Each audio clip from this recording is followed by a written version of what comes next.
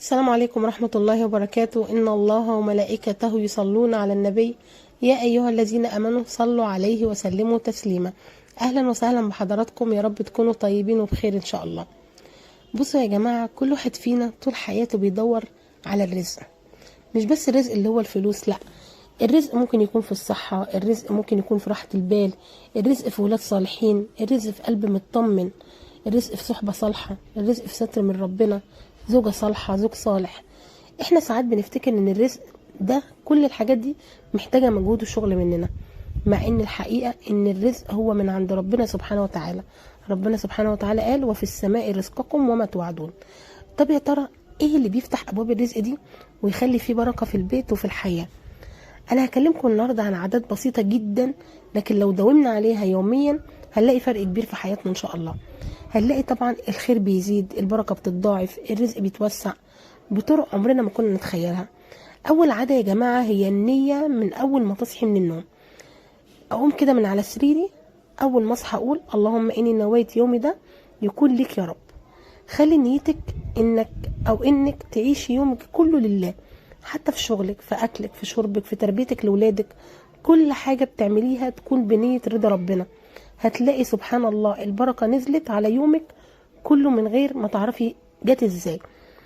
تاني عادة الصلاة في وقتها. عارفين لما ربنا بيقول: وأمر أهلك بالصلاة واصطبر عليها، لا نسألك رزقا نحن نرزقك. شوفوا الجمال، ربنا سبحانه وتعالى بيربط الصلاة بالرزق، وكأن الصلاة مش بس عبادة، دي مفتاح رزق واسع.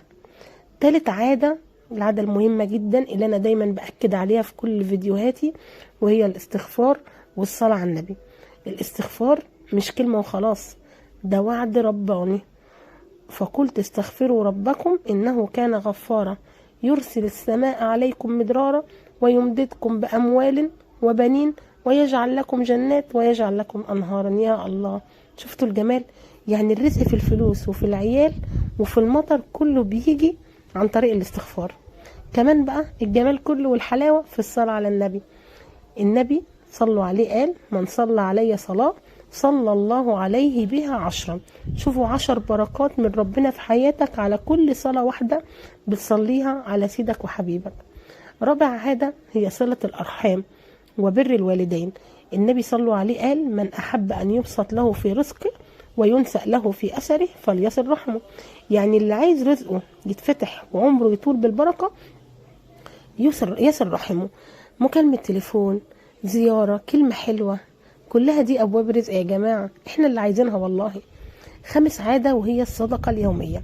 مش لازم تبقى بمبالغ كبيرة، حتى لو بجنيه واحد تحطه في ايد محتاج، او اكل هتوكله حتى لحيوان يكون جعان ماشي في الشارع، او مساعدة بسيطة لأي حد.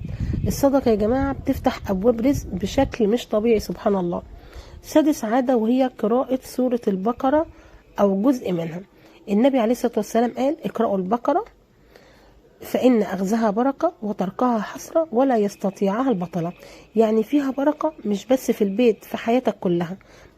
بتطرد الشياطين اللي ممكن تكون سبب في ضيق الأرزاق وضنك العيش.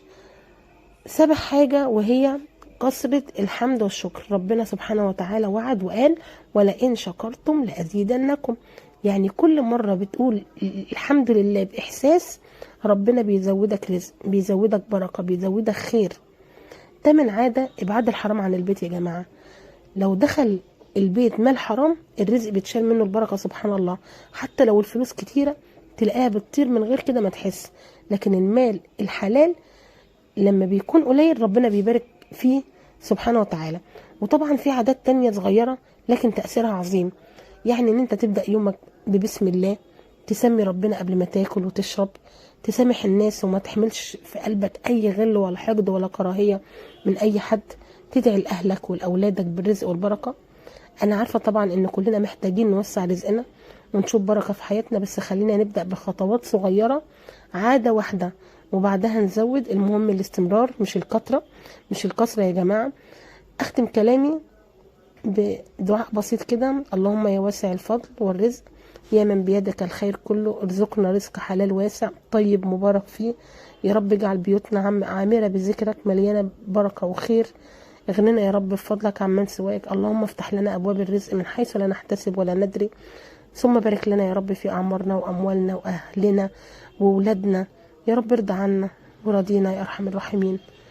في آخر دعوانا أن الحمد لله رب العالمين. طبتم في خير وفي أمان الله. صلوا على من أمرتم بالصلاة عليه.